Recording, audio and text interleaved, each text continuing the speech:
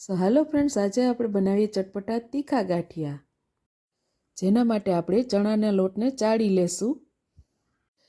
પછી તેમાં હળદર, નિમક, લાલ મરચું પાવડર અને આમચૂર પાવડર જેવા મસાલા નાખશું. ત્યારબાદ તેને વ્યવસ્થિત રીતે મિક્સ કરશું અને 2 ચમચી જેટલું ઓઇલ એડ કરશું. પછી તેમાં જરૂરિયાત મુજબ પાણી નાખી અને સોફ્ટ એવો લોટ બાંધી લઈશું. પછી બાંધેલા લોટને આપણે 10-15 મિનિટ રેસ્ટ આપશું. પછી ગાંઠિયા પાડવાનો સંચો લેશું અને તેમાં ગાંઠિયાની જાળી ફીટ કરશું. ત્યારબાદ સંચાને ઓઇલથી વ્યવસ્થિત આ રીતે ગ્રીસ કરી લેશું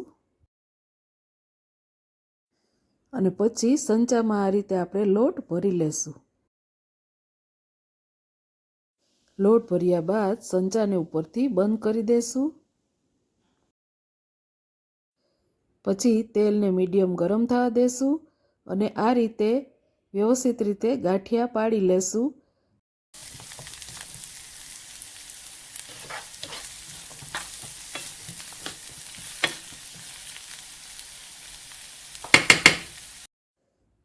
જો આ રીતના ફેરવી અને તળી લેશું અને આ રીતનું ટેક્સચર આવે એટલે એને આપણે એક પ્લેટમાં કાઢી લેશું.